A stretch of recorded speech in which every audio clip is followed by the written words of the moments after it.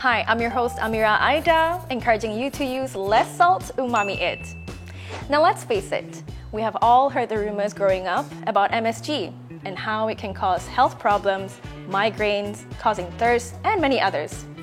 Joining us today is our dietitian Jazz and Chef Collin. Hello, hi. Now let's take a look at one of the rumors, which is consuming food with MSG can cause harm in our health. Is that true? Many misunderstood that actually MSG is harmful to health. Let's take a look at how MSG or Ajinomoto being made in the first place. Ajinomoto is being made from a process called fermentation, usually from tapioca or sugarcane. Fermentation is also a process that we use when we want to make vinegar or yogurt. And many international safety agencies such as FDA, WHO, or even our local food agencies that say it's okay, it's safe to consume MSG and it does not need any shelf life because it's just the same with salt or even sugar. Is there a reason for MSG for getting such a bad rap? Where does it all come from? To be honest, this can be traced back in the 1970s in the United States, where there was a rumor circulating in the neighborhood when you go to Chinese restaurant, you will feel all this mouth dry, mulut you kering, and then you feel very headache, rasa pening kepala and nausea because of the excessive use of seasoning. The society at that time could not find the reason, so MSG became the scapegoat or kambing hitam lah.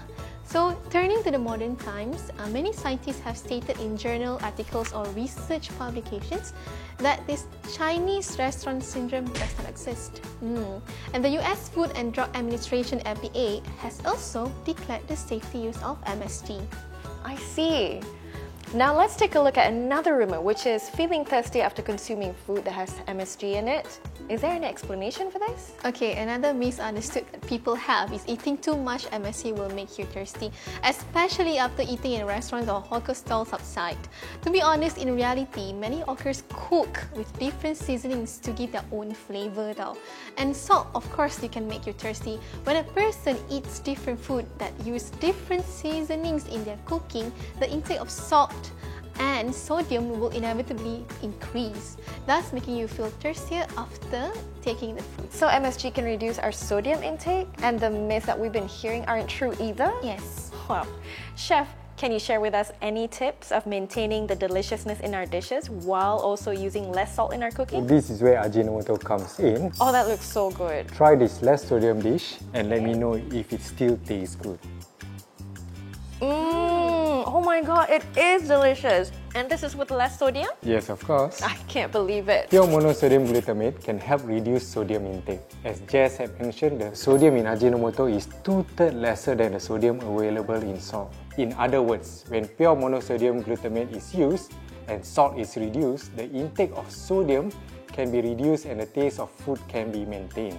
As an example, 1 gram of salt consists of 390 mg of sodium.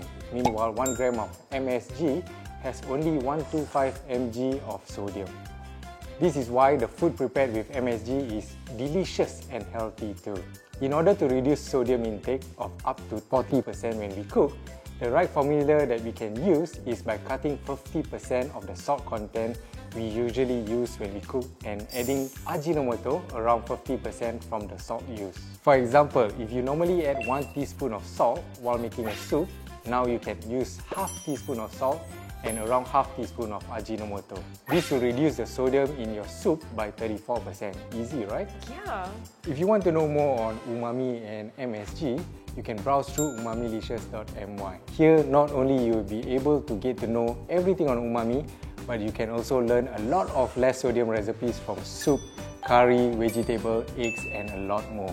You will also get to know how much sodium you consume from that dish. The umami taste can be found widely in a great number of foods, from meat, fish, to even mushrooms. So you do not have to go to a specialty store to enjoy the taste of umami. Take a look at all these recipes. They are easy to make and it only requires everyday ingredients, nothing fancy and expensive. People usually associate a healthy diet or less sodium diet with expensive ingredients such as organic vegetables or expensive spices, but that is not true. There are a lot of healthy dishes here that can be prepared just by using affordable ingredients and still taste delicious. All thanks to Ajinomoto. Well, there you have it. Using MSG is a much healthier choice. You can learn more on MSG and check out all of the delicious less sodium recipes on umamilicious.my.